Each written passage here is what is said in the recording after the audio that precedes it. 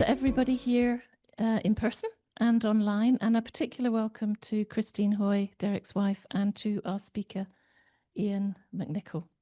My name is Dr. Heather Strachan. I'm currently a visiting lecturer here at the University of Edinburgh, lecturing on digital transformation. And I'm a past chair of BCL's Health and Care Scotland and the IMEA International Medical Informatics Nursing Specialist Group. And I want to begin by saying a few words about Derek. Derek was a nurse, an informatician, and a talented musician. Many of you listening online, I suspect, and a few of you here will know Derek's work in informatics, which was very innovative, very varied, and very impactful. But many of you will know less about his work as a musician. And I would like to sort of focus a little bit on the qualities of Derek as a musician. And Derek was a talented fiddle player.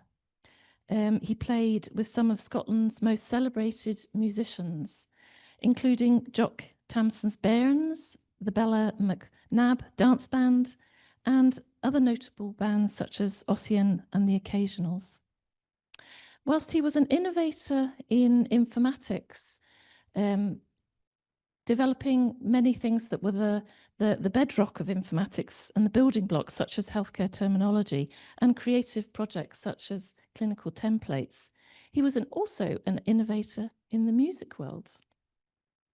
He supported Billy Kay in his stage shows about the Scots language and was involved in other research projects about the roots of traditional music. He was key to developing a remarkable online archive of lesser-known performances, and I highly recommend that you go to raretunes.org. So he even brought his informatics into the music world. Derek was an educator. In his informatics roles, he worked for Glasgow Caledonian University. As part of the European-funded Nightingale project, he developed many materials for other nursing students on informatics across Europe. And he shared his knowledge, organising many summer schools. He was also an educator in his musician role. For more than 40 years, Derek was engaged in teaching hundreds of youngsters to play the fiddle, and he was a significant activist in reviving interest in the traditional music in Edinburgh, working tirelessly in arranging festivals and weekends. There's a lot of similarities here, isn't there? Derek was affable to the limit. His slightly bizarre sense of humour was legendary amongst his musician bandmates and his informatics colleagues. His off-the-cuff quiffs often led to many around him falling off their chairs. It may not surprise you here today and his colleagues to know that his musical friends nicknamed Derek Happy. And I think that's lovely. And these qualities are why I think we still enjoy celebrating Derek's memory with this lecture each year. He's greatly missed by his family, bandmates, friends and colleagues. And I'm delighted to now introduce you to Ian McNichol, who is one of those colleagues. Ian is a former GP who has been working in informatics for over 40 years.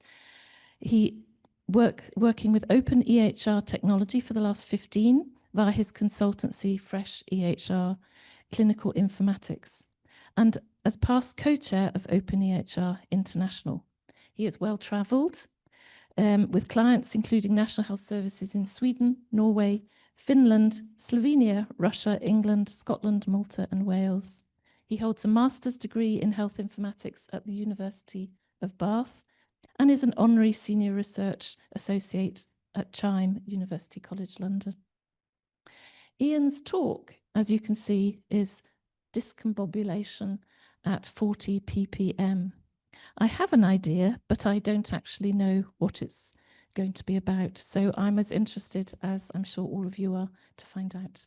I'll hand over to you, Ian. Thank you very much.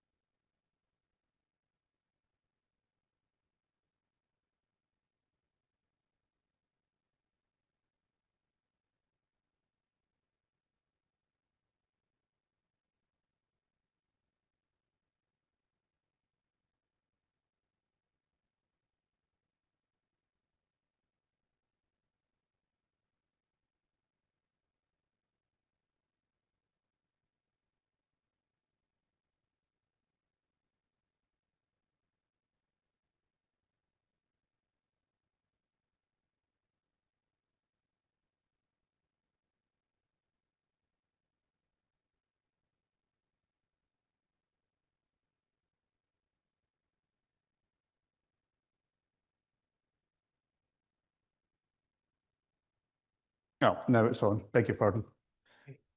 Will it start? No, let's just go. Yeah, sure. Did GPAS for a while. Primary Healthcare Specialist Group Committee member for a while. We'll talk more about the impact of that. Director at openEHR, which is not-for-profit, also not-for-profit. I'm quite good at doing not-for-profits. It's the profit stuff I struggle with, to be honest.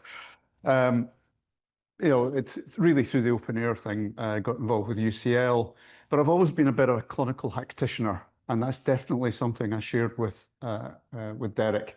That term comes from a friend, Marcus Baugh, who, like myself, was originally a GP, but likes doing a bit of hacking, as did Derek. And through that, I ended up writing software for GPs doing accounts. We had something like 3,000 GP practices using our stuff for a while. It taught me that I'm really not a computer scientist, but it did teach me to be okay with computer and more technical stuff. But I guess the last 15 years, and this is really what I'm shaping around, has been what I'm now calling standards-based clinical informatics. It's about, and digital health and care development. It's about, I think, a new breed of building systems. So we're all used to the kind of fight between the public sector and do we have public funded software like GPAS, or do we hand it over to the private sector? And kind of the world goes round and round between these two things. And I think we're starting to come to an interesting space where we can actually have the best of both worlds. But that requires us to build systems that are based on open standards.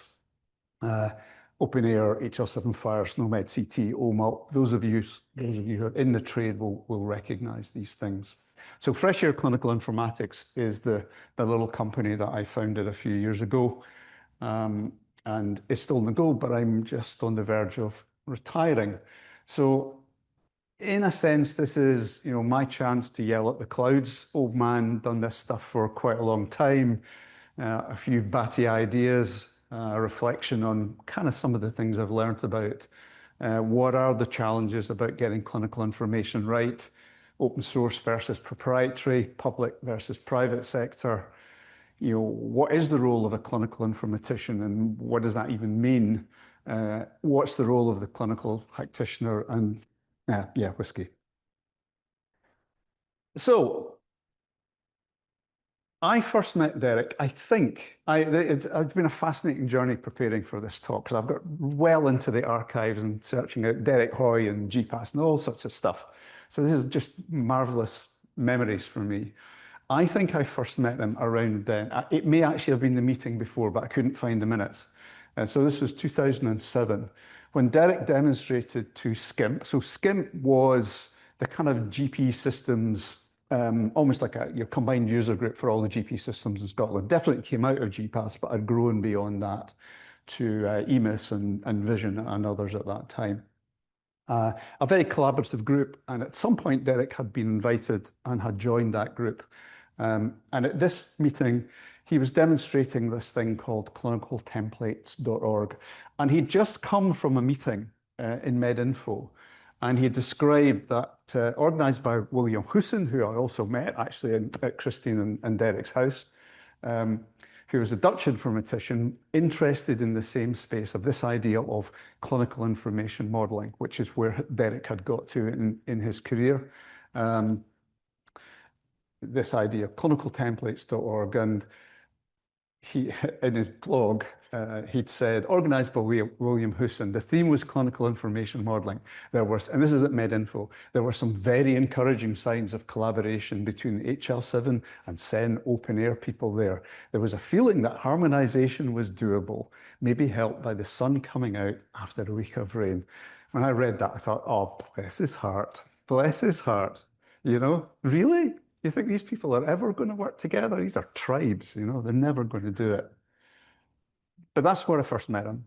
And immediately my brain kicked into gear, because that was very much what I was working with, having come into this openEHR, openEHR world.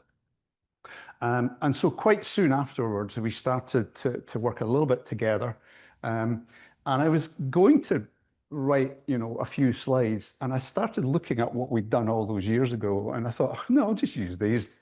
Basically, I'm saying the same thing 15 years later, largely.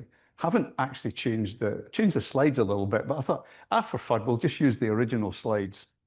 So this was Derek, all right? I would have had something very boring, but he had clinical templates, how to make babies.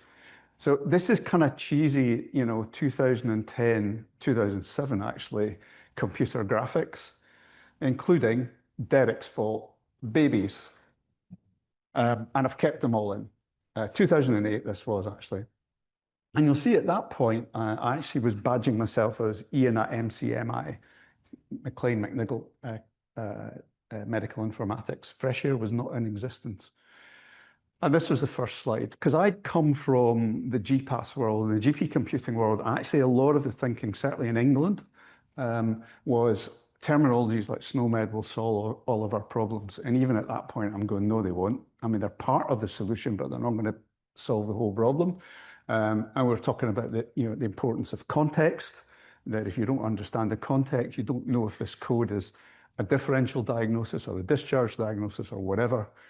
And, something as simple as a blood pressure finding, it's more complicated than that. It's got numbers in there, it's got units, it's got the body position, it's got the cuff size. None of these things matter down the track when people are doing AI, but it does matter when you've got a patient in front of you. And we weren't good at doing that. More babies. And here's how we sort of tried to explain it.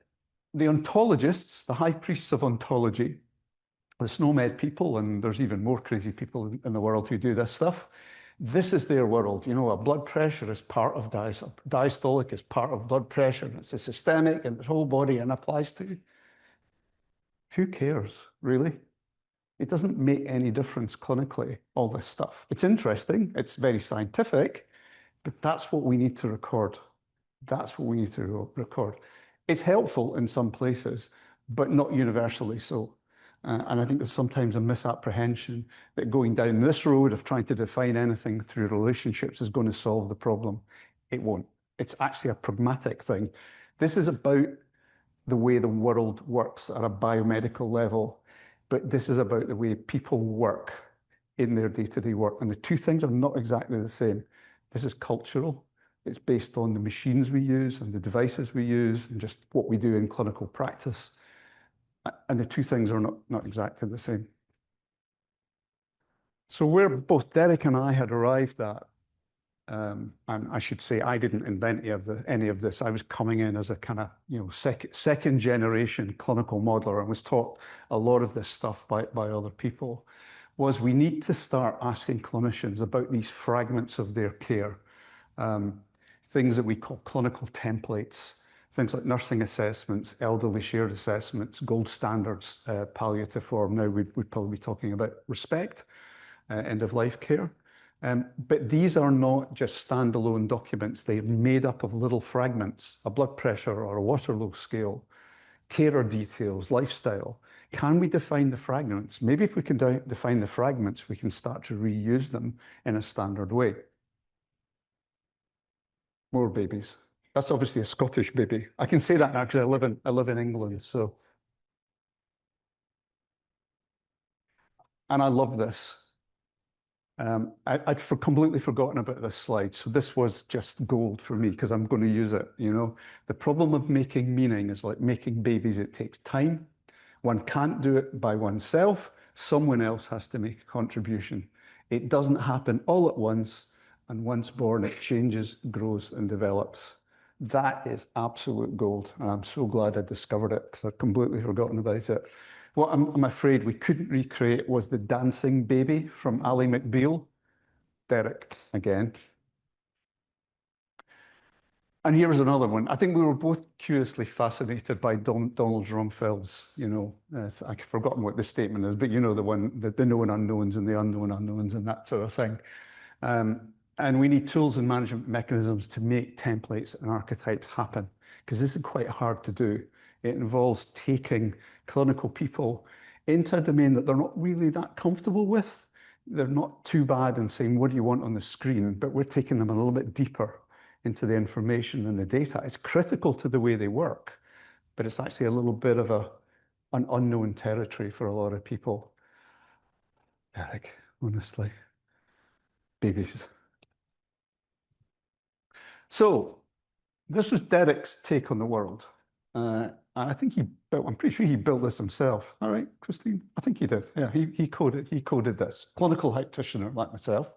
You know, a little form and a way that people could, you know, turn that into a little website where you could add comments. So is that the right term to use if you're a nurse doing wound management? It's got quite hard to spell, worse to smell.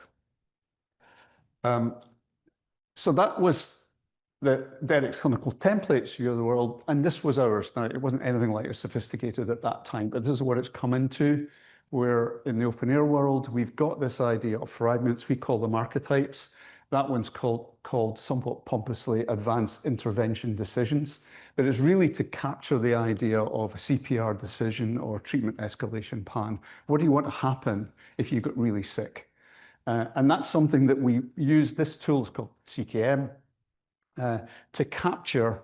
We put this in front of clinical people. It's all voluntary. People around the world comment on it.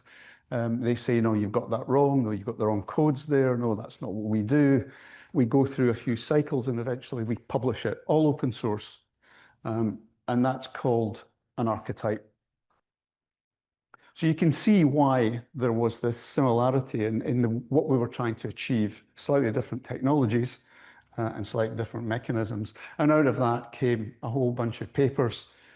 Some we collaborated on, others I was involved. This is if you like, the open air version of that.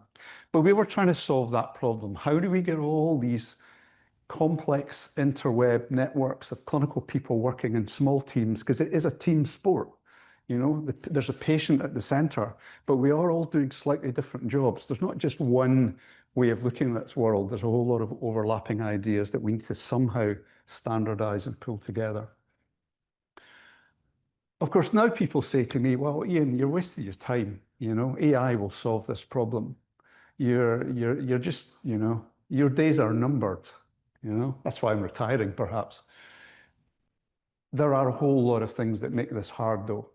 You know, the breadth of information that's involved and the different cultural aspects, that example of advanced intervention decision, I didn't actually think we'd manage to get that over the line, because obviously things like your attitude to end-of-life care, even if CPR is a thing in some cultures, that's tough stuff.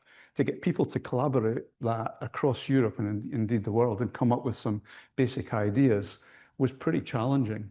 And we are really mapping this world. This has never been done before. And that's what makes it really hard for LLMs. LLMs and AI, ChatGPT works really, really well, astonishingly well in the programming world, because it's basically sucking up all that stuff that's out there on the web. You know, people asking questions of how to program this, how to program that. I use this all the time in my Hacktitioner world, and I'd love to know what Derek would have made of that. It's fantastic for people, if you like, slight amateur programmers, because it builds a lot of it for you. It doesn't have that information in health for health information models. It's all tied up in proprietary systems. It's all tied up in the minds of people who work for those companies. We're trying to map this world, as people were at one time trying to map Australia.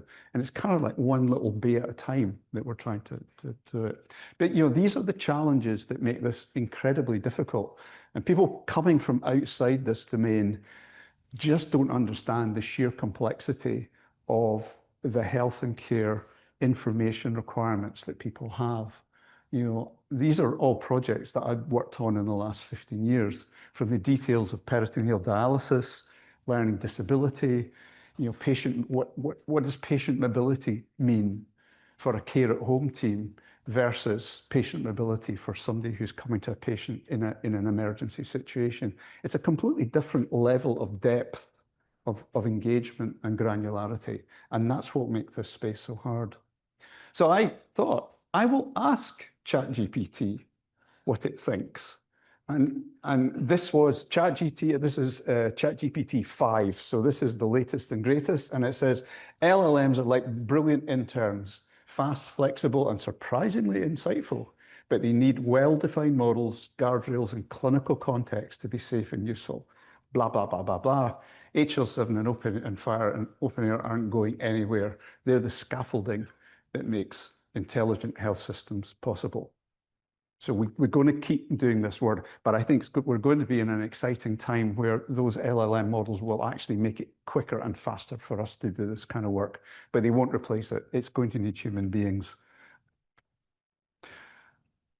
So having that early engagement between Derek and I, we actually did try to get these things together. So there's a little bit of, these are not holiday snaps. We were working. This is Derek. I'm not quite sure what he was doing here. I think it was this was in Sardinia, because I'd managed to get him a gig in Sardinia and got his flight and travel, even got paid for it by the company I was working for. So we rocked up in Sardinia in a crazy hospital, trying to persuade a bunch of Italian clinicians that this is what they needed. I mean, it was a complete waste of time, but we had a lot of fun. And I don't, Derek was I think he was trying to be the consigliere. He says, welcome to my apartment. This is where we were staying. Night out in Sardinia. I don't think we had that much to drink, actually, but he looks a bit glaikit at that point. 2 more glaikit photographs. You'll have seen the very first, I'm feeling very guilty now because I was sitting next to Christine and her family, and they're going, that's not a really good photograph of Derek that I had at the start. Well, there was a reason. So this was in Cape Town. Actually, Derek refused to take the shilling, and I'll come back to that. But we all met in Cape Town. So this is us at the top of Table Mountain. This is us coming back down. And you see, he's still looking a bit glaikit. And the reason was that he'd walked into a lamppost reading his iPhone. And that first photograph you'll see has a very big bump on his head. So he wasn't at his best that day. And that kind of brings me to my shouting at clouds bit. Because I think, you know, Derek and I definitely had some interesting discussions, but there were a few threads where we didn't quite line up. And one was this whole business of public and private sector. I think he would have said he was definitely a public sector guy. I had that journey from GPAS when I was absolutely, this is, you know, it's the public sector, the NHS, the government that should be building clinical software. But I lost my faith in that. And one of the big influences in losing that faith was coming in contact through the BCS Primary Healthcare Group of the systems in England that were being built by commercial entities, essentially. And at the start, I thought these guys were my bitter enemy. I thought they were doing this all wrong. But as I got to know them, I realized that actually, at least in these small companies, these were very clinically driven. You know, they had really good clinical guidance, clinical input, a lot of enthusiasts just like myself. And at some level, they started to do things a little bit better. You know, we were tied down to some degree by the public sector. And I changed my views on that a little bit. openEHR I like because it sits somewhere in the middle. It is open source, it's open standard, the specifications, but it allows people to build applications and systems, you know, whatever way they like, public sector, private sector, and there are good examples. And I guess that also comes in, it blends into the kind of idea of open source. Should it be open source or whatever? I know Derek was very keen on open source. He wrote quite a lot himself. And philosophically, I agree with that. GPAS would have been open source, I think, if it had been developed probably even 5 years after. But it didn't exist as a thing at that time. As I say, openEHR somewhere in the middle. After Derek came out of Caledonian University, he essentially set up as a startup. You wouldn't have thought of it as that, but nowadays he'd describe himself as a startup founder. And out of that came Alice. I mention that because one of the crew, sadly, I think he wouldn't have come across, was the NHS Hack Days. So NHS Hack Days are still a fantastic occasion. People just rock up over a weekend. It's generally people working open source. We get lots of people from the financial service industry who come and want to build something of value because they feel so guilty. You know, they're quite skilled programmers, but they feel really bad about their day job. So they rock up at these things, and nobody ever builds anything particularly useful, but a lot of learning is done. I mention that because, you know, what happens is people pitch at the start to say, I have a great idea. I can guarantee you every single NHS Hack Day, somebody stands up and says, I have a great idea. we have all this information about services and services in the hospital or services in the community. I am going to build a tool that will help people manage those services and guide people. And I'm going, just go to the Alice website and download the code. Derek did it years ago. And they go, okay.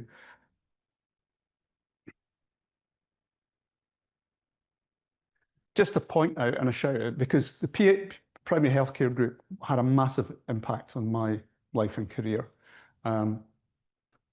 We point out to, they have an AGM come out, and if anybody knows someone who's earlier in their career in informatics, PHCSG has what's called Hildy Franke Award. So Hildy was in the previous picture at the top of Table Mountain. So she was an informatician who worked for Vision, INPS Vision. And it was through listening to her, and we became an item, as it were. And it was through also listening to her interacting with her colleagues from a commercial entity. I thought, you know what, there are good people in these companies, and they're trying to do the good thing. So that changed my mind as well. This was taken at a hack day, and I think if you were to underscore that, that would be mansplaining. I think that just, the look in her face to say, oh, Ian, shut up. So, quick bit on openEHR. What is it? Set of open source specifications, blah, blah, blah. It's definitely about the models, but it's also the specifications cover how to deploy those models into real systems, effectively as a kind of data store.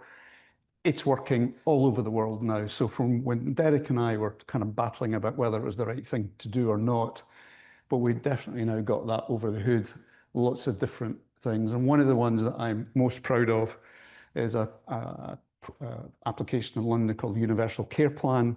It started just doing end of life, and we migrated data from a previous system in about 7 months, but it's moved on to cover all of those different entities. We're working on these epilepsy, mental health, catheter care. The one I think is most compelling is sickle cell disease. So sickle cell disease is a genetic disease, affects people largely with an Afro-Caribbean background, and requires them to have opiates because they get very extreme pain. So they rock up at casualty and they say, I need opiates. And the docs and nurses say, nah, you're just at it, mate, go away. So they have a real problem getting treated properly. And people for many, many years have struggled to get this.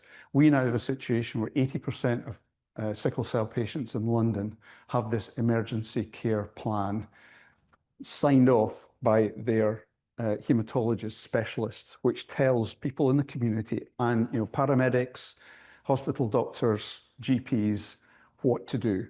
And that very often means give them opiates. And that is going to be transforming. And I think the fact that we've got 80% of people within 1 year, which is astonishing for any sort of take up a project. And I think it just says the value that this has to that particular community. And here we go, 18 years later. You got there, Derek, we got there. We've got openEHR and FHIR talking to each other. Amazing. It only took us 17 years to get the sun coming out. So this year, a really exciting meeting in Amsterdam, where we actually are working together, and I'm sort of involved in some of that work. That, it's not just about SNOMED. We need HL7 FHIR, we need a bit of openEHR, we need a thing called OMOP. My friend and colleague John Meredith came up with this thing called FOX-Stack, which is FHIR, openEHR, XDS, and SNOMED. And then somebody told us we had to add OMOP into that. So we're FOX-OF. The one I liked best was Socks Off, to add another row. Socks Off felt slightly louche. I thought it worked quite well.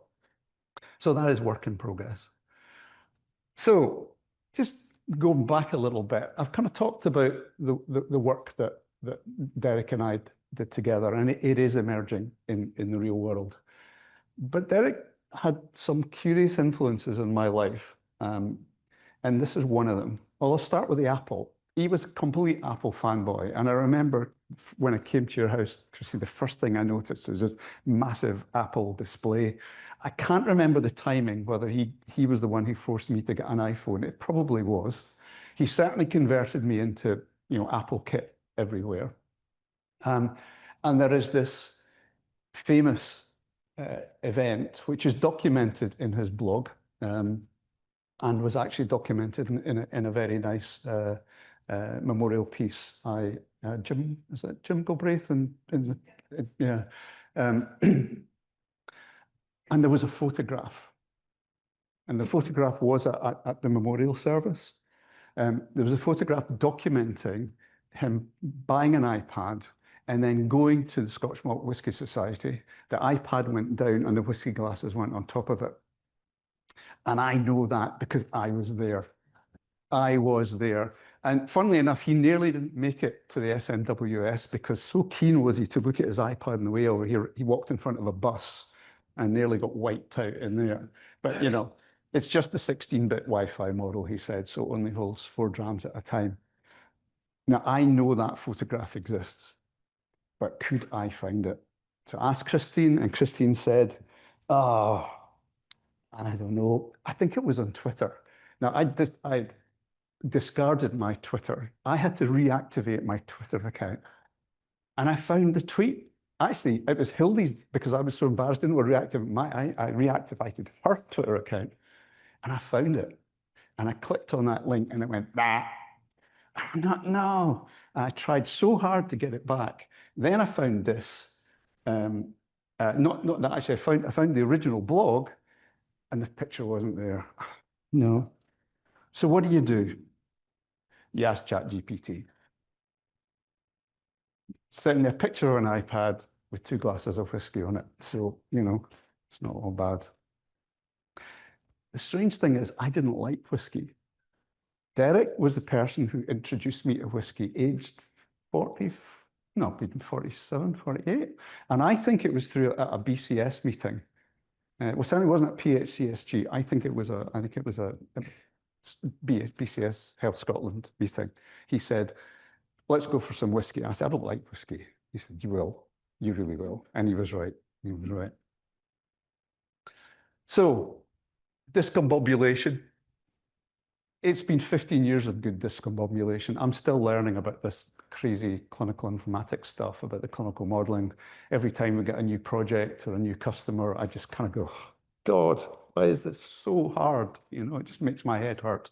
But it's mostly been good. Lots of fine times. That was in Cape Town again. That was a SCIMP meeting, actually, in Edinburgh that Derek came along to. Lots of mapping, lots of whiskey. And BCS, both BCS Health Scotland and Primary Healthcare Group has been an integral part of that and me actually formulating this kind of weird part of my career. But discombobulation at 40 parts per minute. Let's try something else first of all. freshEHR Clinical Informatics. I'm not smart enough to come up with that. So openEHR, freshEHR. This is the original owner of freshEHR.com. Is now redacted for privacy, but I looked it up. That's as far as I got. But I know where that came from. That came from Derek Hoy. Derek Hoy one day said, Ian, you're going to start a new company one day, and I'm going to sell you the domain name. Because that's he collected weird and wonderful domain names. And he said, it's called freshEHR.com. He says, one day you're going to pay me a lot of money to get freshEHR.com. Sadly, that happened after he died. Nick Hardaker, who was his colleague, I think was currently in charge of, you know, Derek's technical estate, if I can call it that. And he said, anybody interested? Yep. So, freshEHR Clinical Informatics, freshEHR.com, the name, all that I basically worked for in the last 15 years, that was Derek's doing. Everyone keeps saying, what a cool name, where did you go? Well, no, it wasn't me, it wasn't me. Where else would I get discombobulated at 40 parts per minute? And the whiskey. Particularly as I only met Hildy, became my wife. Sadly, she died a few years ago as well. I only met her because we bonded over whiskey. So Derek got me into whiskey, got me to Hildegard, and all these other things together. So thank you.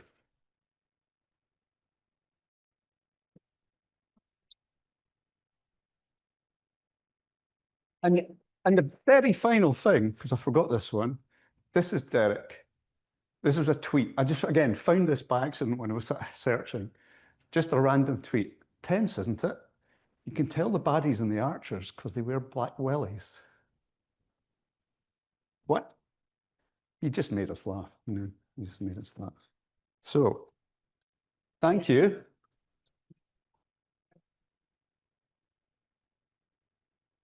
Anything online, Katie, will you share with us? Yeah.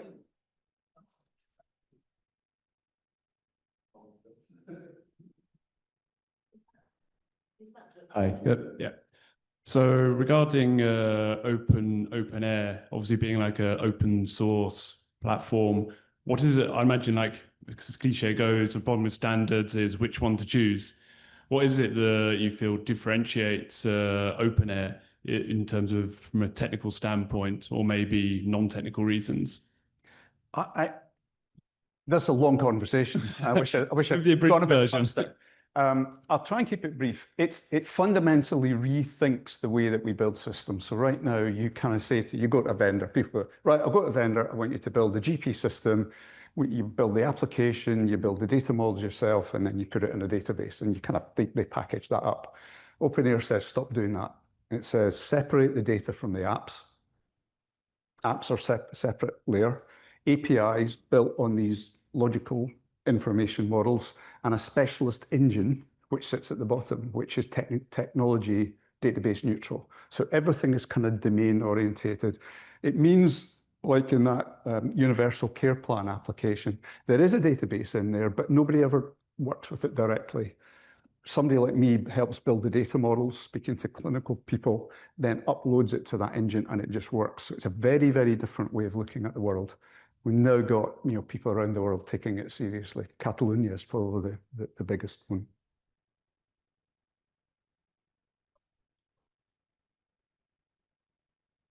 Hi, Ian. Hi. I was going to ask you a question about ambient scribing. About, sorry? Ambient scribing. Oh, yes. Yeah. So, do you think that is likely to change the way GPs consult so that they adjust their consultation so they can get the right AI response? Yes and no. I actually started my journey into openEHR it wasn't ambient scribing, but I was trying to get something that was more naturalistic, was more narrative driven rather than coding. I kind of got a bit sidetracked on the openEHR stuff, but I did see ambient scribing with openEHR, a project called Open Eyes in London. And they were basically simulating an outpatient consultation between a patient and a consultant ophthalmologist. In the background was one of those clinical templates, right? And it was set up to record things like visual acuity and intraocular pressure and a little bit of a story. And it worked really, really well because it has the context. It knows the kind of things you're going to say. And it was very, very impressive because it wasn't custom built. It was basically just, pulled in from regular, software. But what was missing for me was the feedback. Because decision support is not just about it prompts you, and even a simple form prompts you. It reminds you to do things. So I think it won't just be ambient scribing. It will be that ambient scribing, but some feedback loop. I always think it's a bit like Jeeves. He just taps you on the shoulder and says, "I don't think you should do that, sir." That's kind of what we need. A gentle reminder. You should ask that question, or no, don't give them that. Do this, but I think it will certainly make a difference and is making a difference, but it needs more. I think it's not, otherwise it's just fancy speech recognition, really.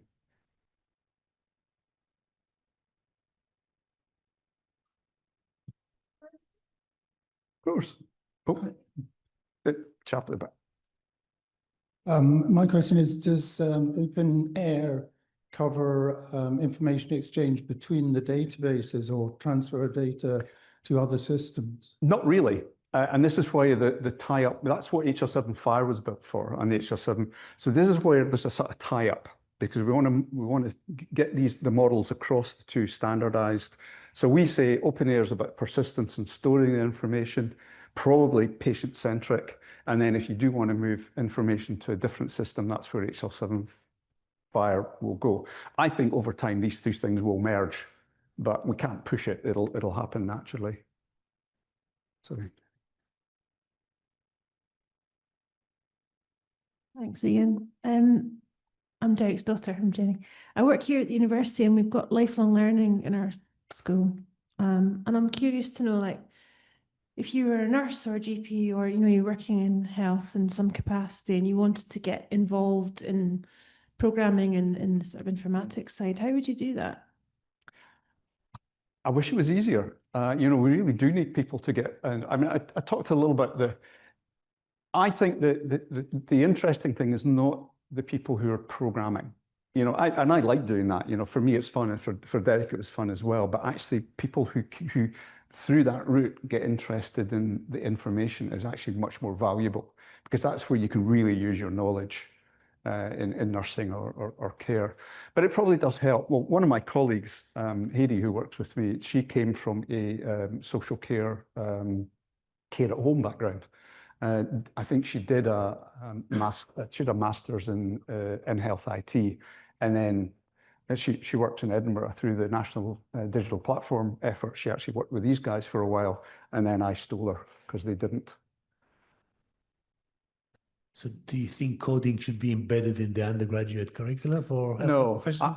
I don't think so. Weirdly, I think it's better to come. The coding bit, I would say, is more of a hobby. I think the clinical information should. It's so congested, the undergraduate curriculum. I still think it's probably better as a postgraduate thing, but it definitely should come into people's thinking. Hi there. Yes, I've been working on MSK clinical pathways for about 15 years. And more recently, we've been looking at things like conversational AI and how reliable that is. So I took one of our pathways and I put it into a conversational piece of AI, worked with a coder. And this AI you could actually ask questions of it, and it would grab information from the internet, and it turned into a beautiful conversation. However, I loved what you said about guardrails, because you have no idea what that AI tool is actually going to deliver. What are your thoughts about the conversational side of things and where that's progressing? Exactly. And I'm very much an amateur in the LLM world, but people who are much smarter than me say, look, the kind of hallucinations and stuff, that's part of it. So I think that's a big problem, particularly for us in health. I've seen what they do in terms of the programming environment. It's amazing, what they call the agentic thing, where you basically ask it to do something, it goes off and it'll come back and say, is that right? Check it. So I think it's huge power.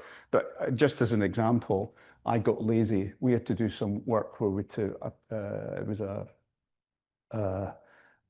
was the renal system we were working with, and they said, we want to add some SNOMED codes. I thought, I can't be arsed, looking up SNOMED dictionaries. So I just sent the list of terms to basically ChatGPT, one of these agentic things, and it said, absolutely. It gave me the list of SNOMED codes. It turned them into FHIR value sets and code systems. It probably saved me about two days of work. And I thought it was fantastic. And then I looked at the codes, and they were all nonsense, complete and utter nonsense. So you've got to be very careful. I mean, that will improve and it will change. It is very exciting, but it is way, way overhyped, I think, for current medical practice, clinical practice. Do I have a question from the audience, the internet? It just says, thanks for the presentation, got to go.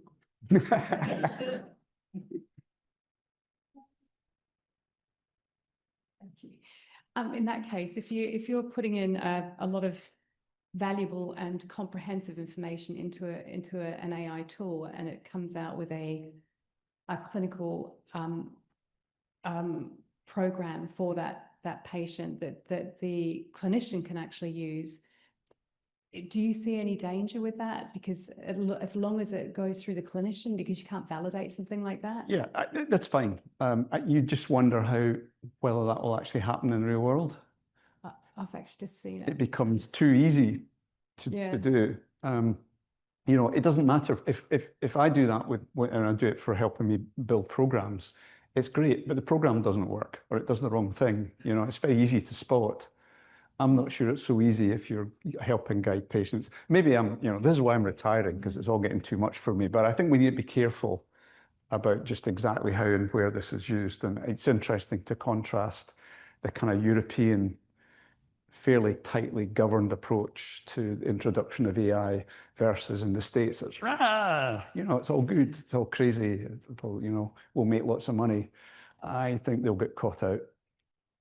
I've actually seen something, but it's basically down to the quality of the data, and it was clinically validated data that went into this. And I was astonished at what it produced in terms of directions forward, telling the clinician that they should check this and that, special tests, and yeah.